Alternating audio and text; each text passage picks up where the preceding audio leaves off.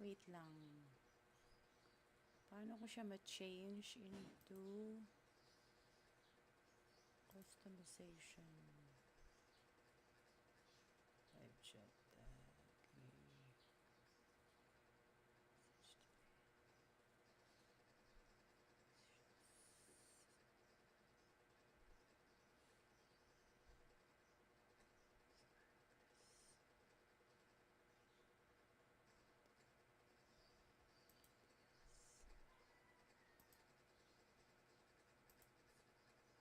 Yun.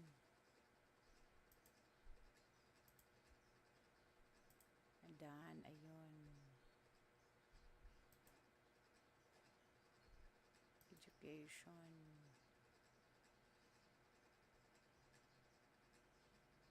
This. Okay. Quarter 4. Mape 6.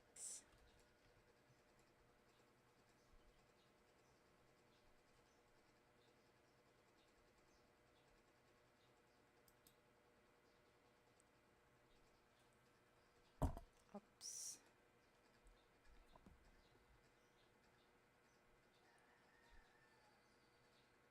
Wait lang. I'm fixing this. Yun.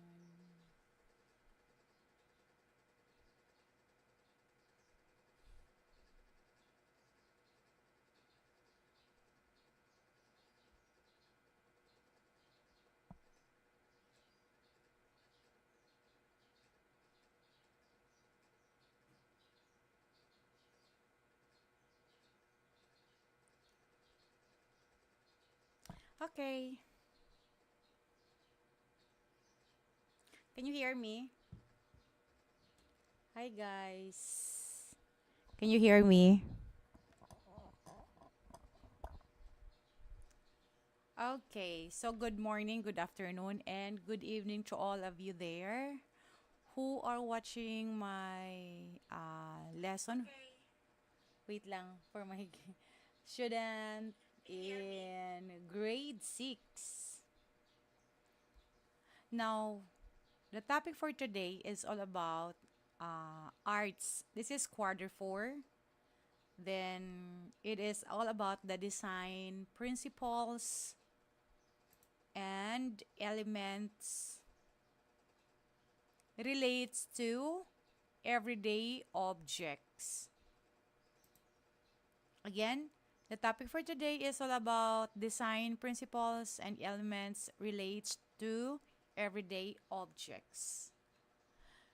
So you are expected, everybody, that you gonna okay, at the end of this lesson, you are expected to define what is design, what is graphic design.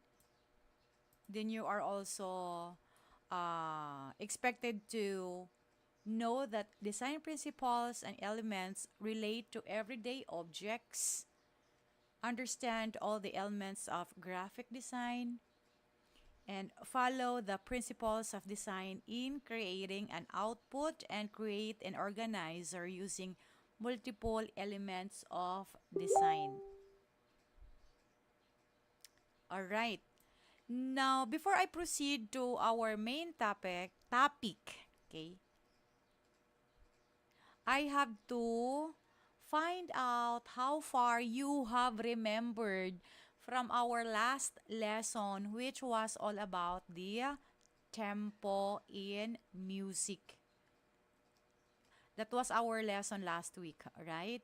So I wanted to find out how far you have remembered for that, the tempo in music. So what you're going to do is, as you can see on the screen, I have here prepared scrambled letters to form the Italian word of the tempo being described. So what you're going to do is you have to arrange.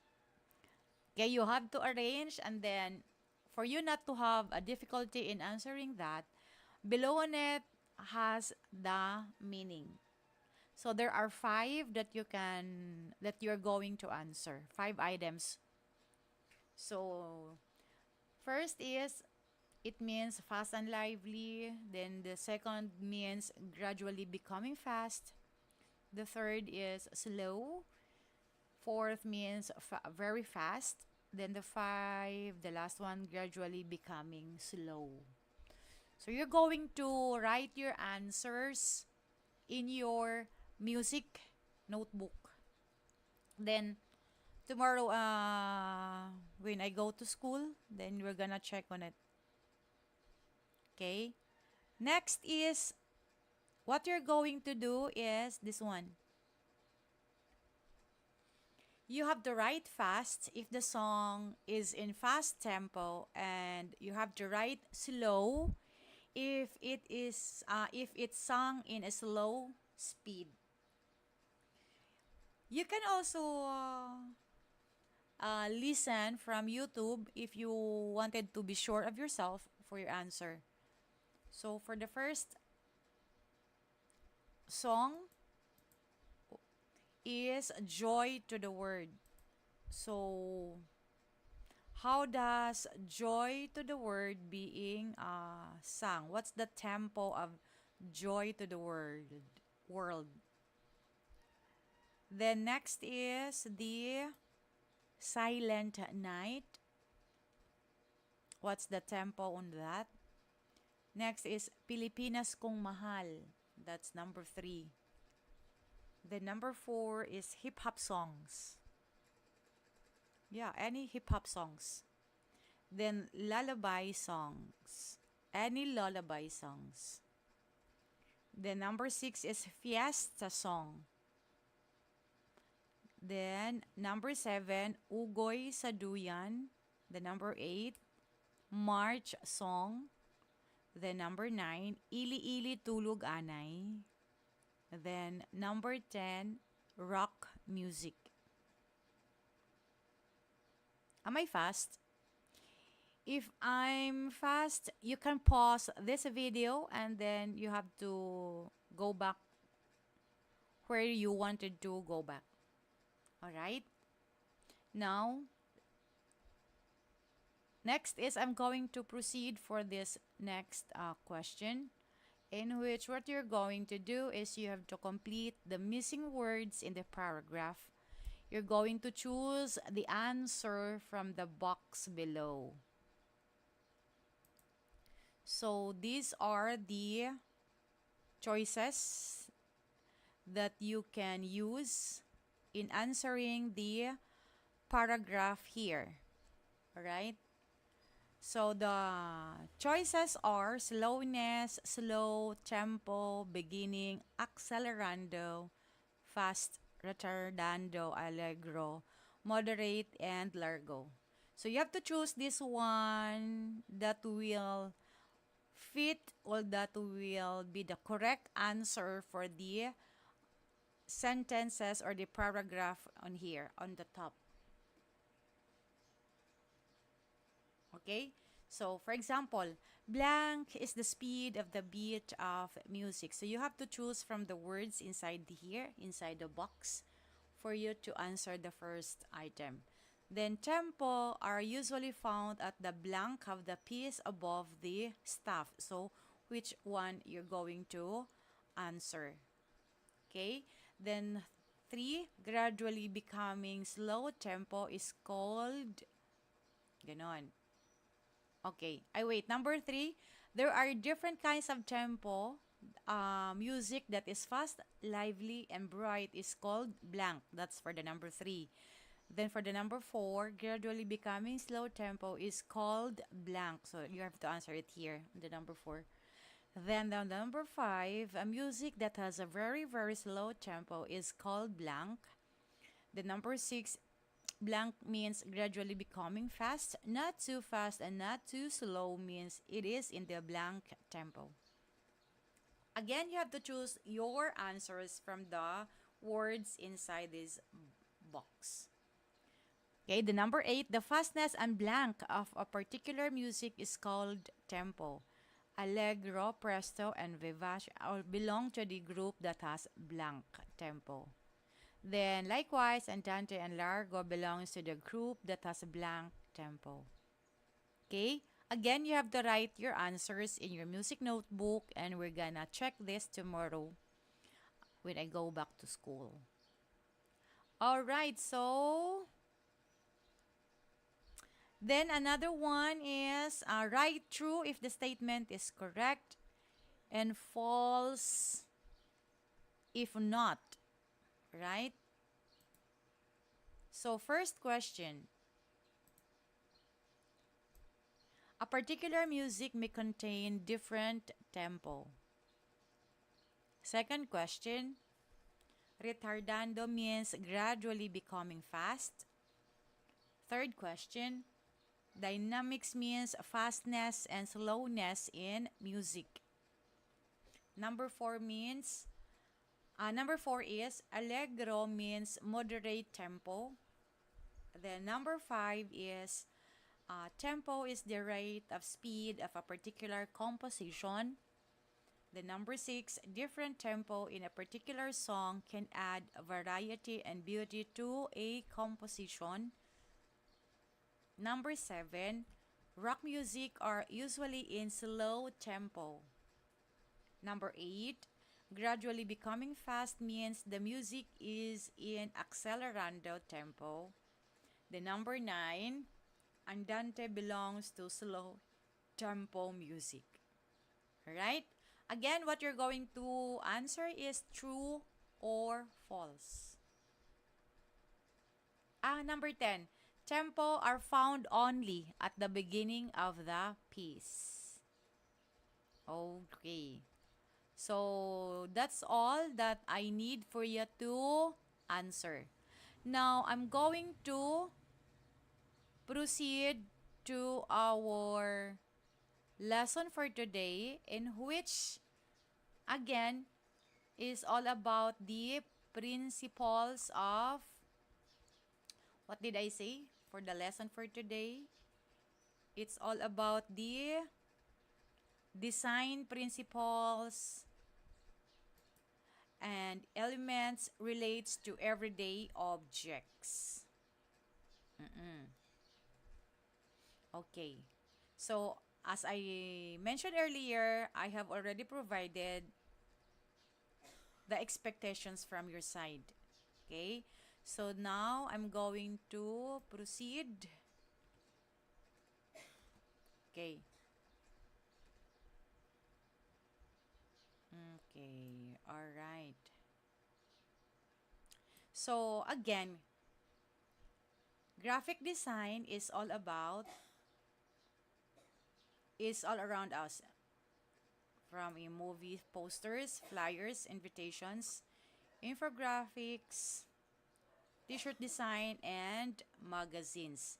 As it becomes more visible and used more often, practicing graphic design has become very significant and useful in today's era. Okay. Next is, hi Christy, how are ya? Good morning, good morning. Thanks for watching. Shout out kay Miss Christy. I love ya.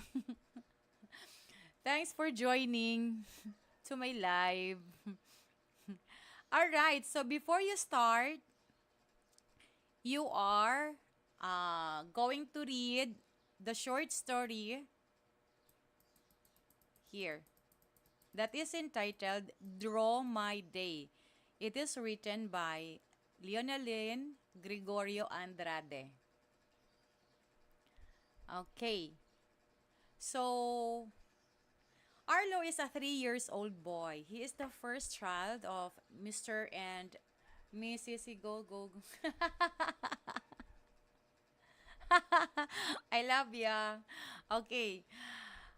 Arlo is a 3 years old boy. He is the first child of Mr. and Mrs. Johnny Suarez. He is an energetic, healthy, talented, and smart kid.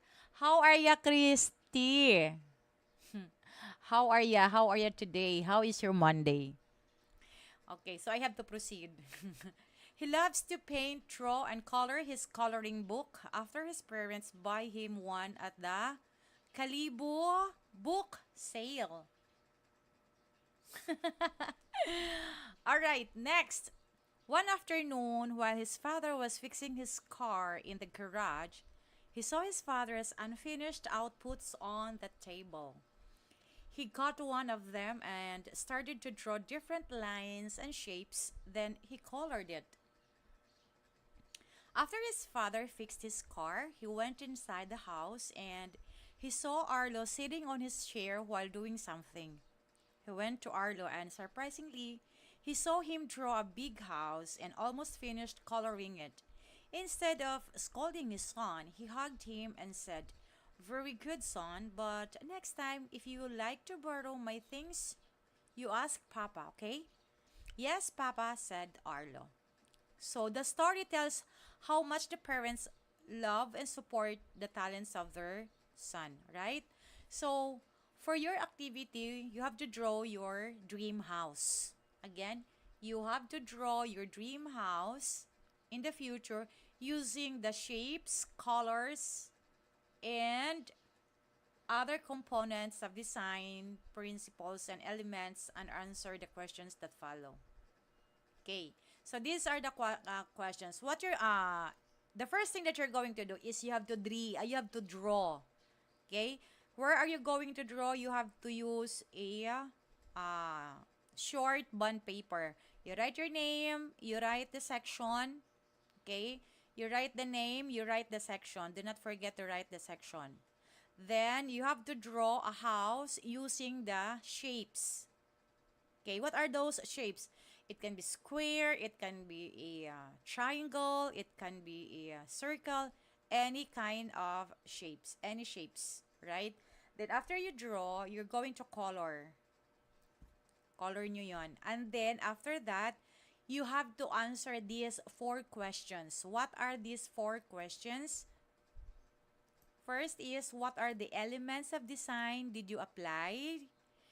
Then, are these related with each other and how? Okay. Then, did you apply the graphic design? Why you need to apply graphic design in your drawing? That is your first activity that you're gonna submit tomorrow for the arts. Okay? Next, I have to proceed. Okay. So, what about elements? What is it? Okay? Elements of design can be thought of as the things that make up a painting, drawing, all right, design, and any other. Then these are the building blocks used by the designers to create the design. Then, okay, wait lang. Ito, oh, okay.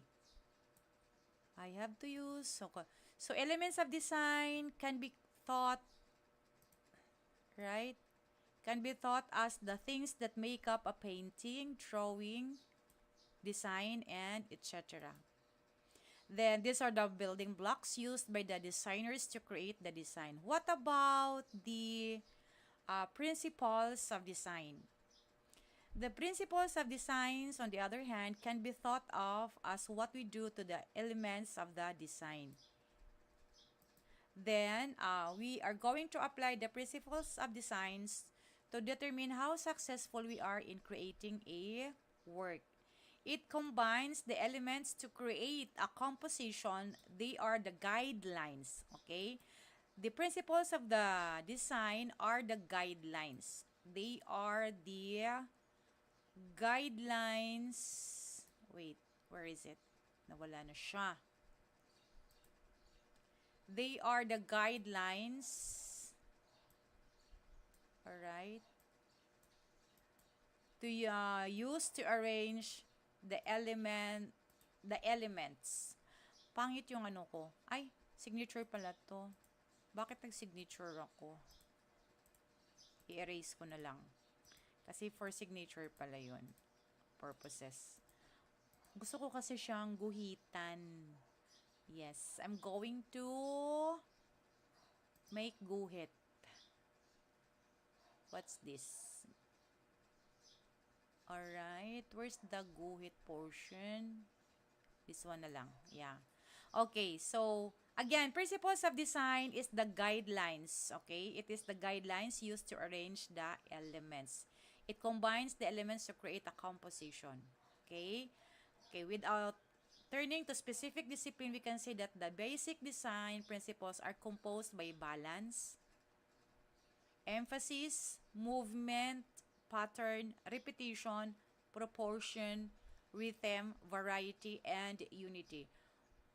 Whereas, we can say that the general design elements are composed of point, line, shape, form, color, value, texture, and space. Right? Okay.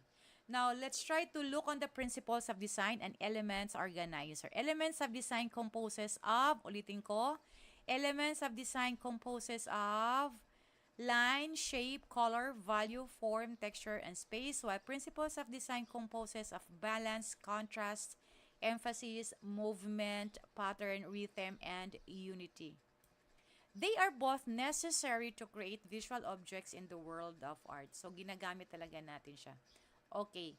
Try to observe the screen.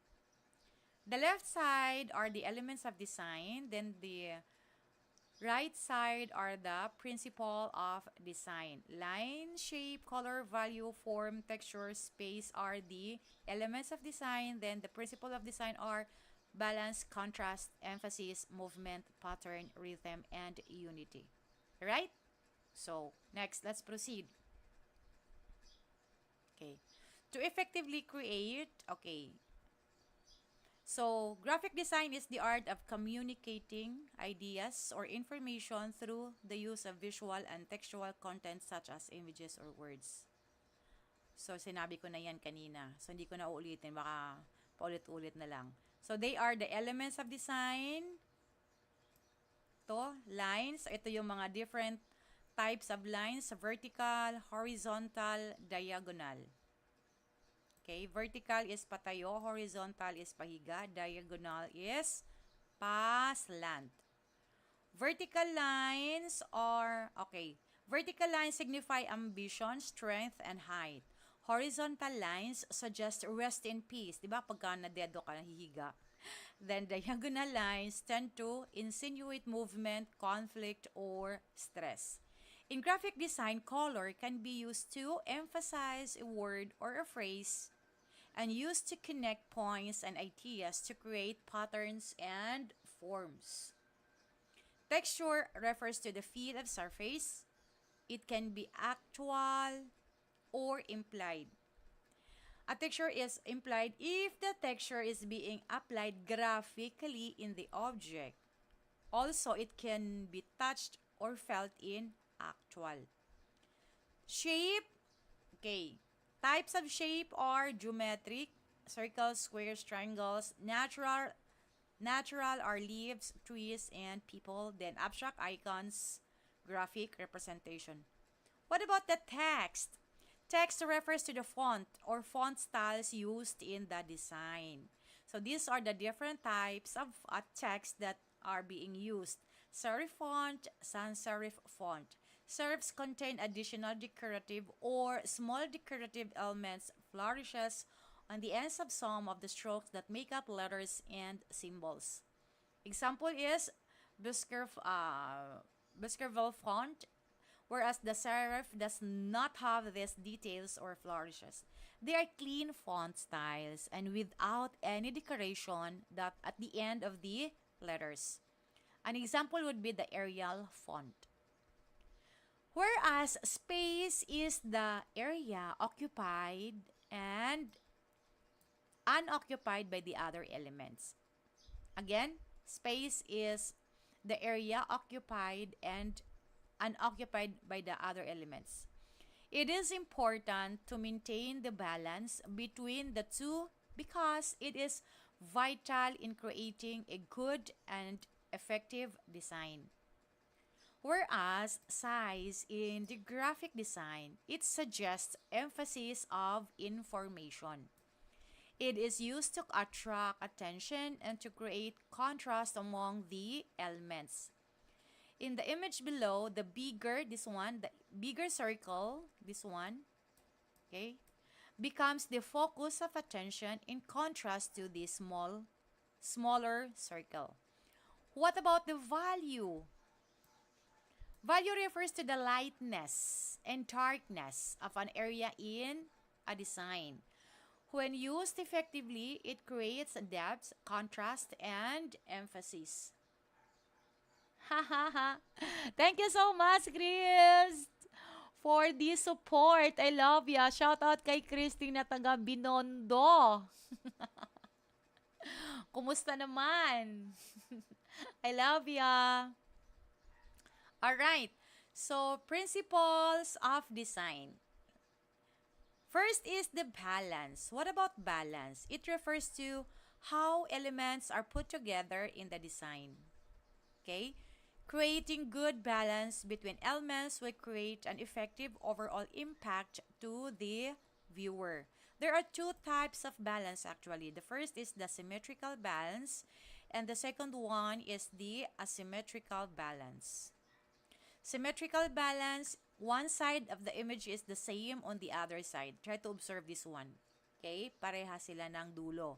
Asymmetrical balance, both sides are not the same but they have harmony. O, di ba? The left side of this is iba yung design, then the other one, the right side is iba yung design. So that is asymmetrical balance. Both sides are not the same. Not the same. Okay. One side of the image is the same. The asymmetrical is the same. Okay?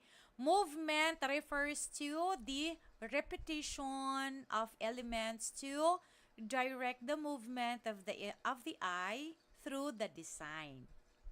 Yun. Okay? Alright. Then, mahaba-haba to ha, guys. Mahaba-haba to, guys. I love Chris for being my student today.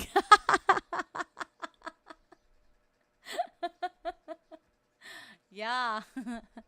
I love ya.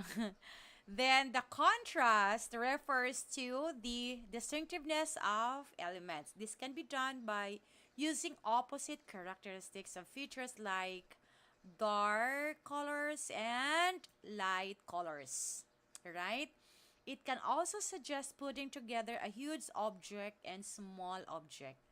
Emphasis, on the other hand, refers to the use of colors, size, contrast to provide special attention and importance to the subject of design. Then pattern refers to the organization of alternated or repeated elements or motifs. It can be used for backgrounds and for enhancing the overall look of the design. Whereas the unity in design suggests that all parts of the design must be arranged to give the viewer the feeling that all elements are linked together. Okay.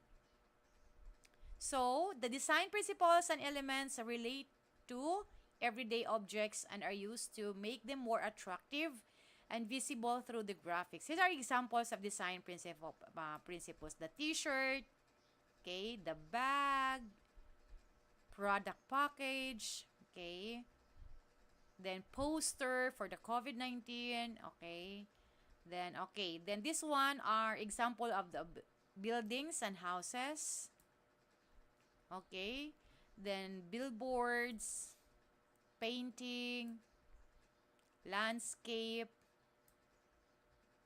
So, t-shirts, bag, product, packages, billboards, posters, landscapes, houses, and buildings and paintings are some of the objects that composed and the product of design principles and elements. They are the objects that composed and the product of design and principles of elements. This one. The examples that I mentioned above, again, are the objects that composed and product of design principles and elements. Thank you so much for the cooking. Hopefully next time you will go live with your cooking and I will be your listener also. What are you cooking? Okay, so if you look around, you can see and name more objects. Now, activity one. What you're going to do is you're going to, what you're going to do is you have to mm, make a poster. Okay? Make a poster, flyers, or invitation. Pipili ka lang. Okay? And then you have to use paste or glue, scissors, bond paper, like this. So these are the needed materials. Alright. Look for an old picture of any objects, posters, flyers, or invitations. Cut and paste on your bond paper. Examine the elements of design and principles of design used on your chosen material. So, dito magagawa. So, ang gagawin mo, yung una, yung kanina sinabi ko ha, yung mag-draw kayo ng dream house using the different shapes that you're going to color. Then below on that, you're going to answer the questions that are provided. Then the other thing that you're going to submit is this activity. Okay? You have to use a bond paper again, another short bond paper. Then, paste the picture. It can be picture, it can be poster, pipili ka lang. It can be picture, it can be poster, it can be flyer, or invitation here. Then, ipipaste mo dito. Again, do not forget to write your name and the section. I'm gonna collect it tomorrow, ha? Okay. Then, okay. You have to answer this. Find out what are the combination of elements of design and principle of design being used in the material or objects. Okay. After nyo gawin ito. After nyo gawin to, di ba mag-paste kayo dito ng picture or poster or flyer or invitation, di ba? Sinabi ko or, hindi and ha, hindi and. Magkaiba yung or and.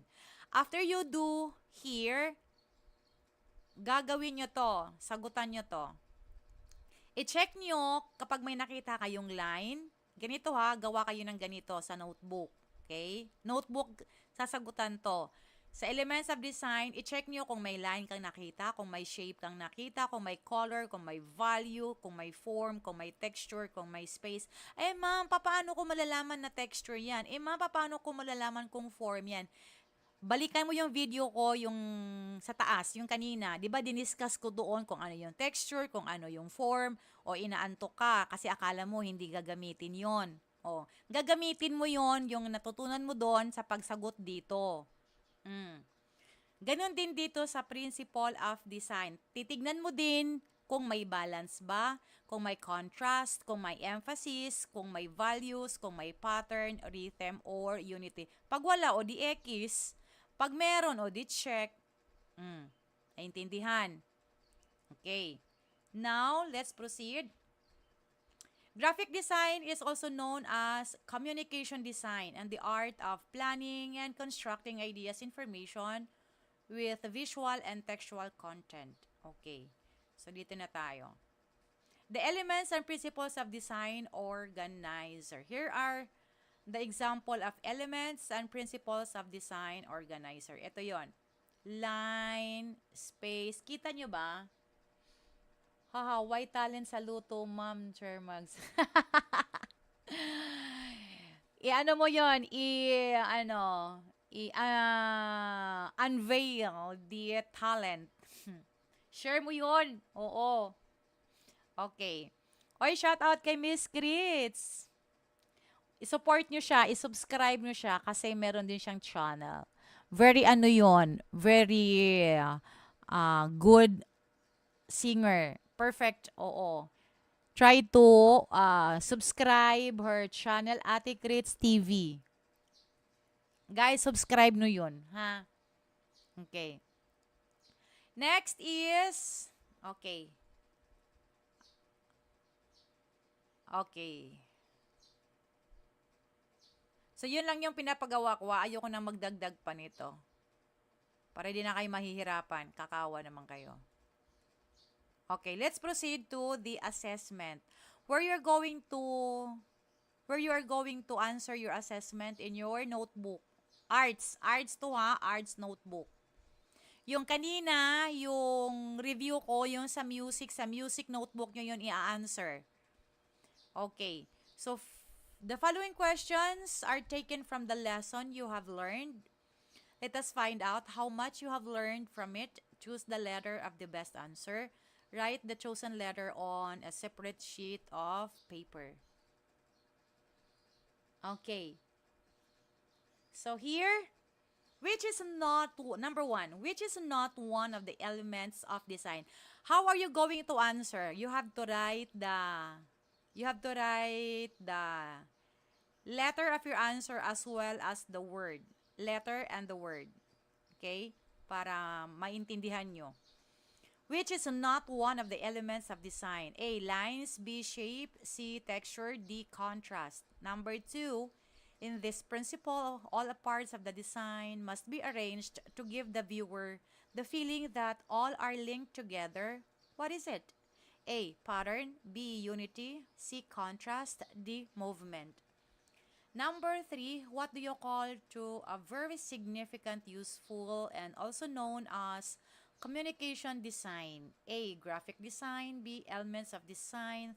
C, principle of design. D, none of the above. Then, number four, what kind of design composes of lines, color, texture, space, and shape to create design on an object effectively? A, principle of design. B, poster design. C, element of design. D, graphic design.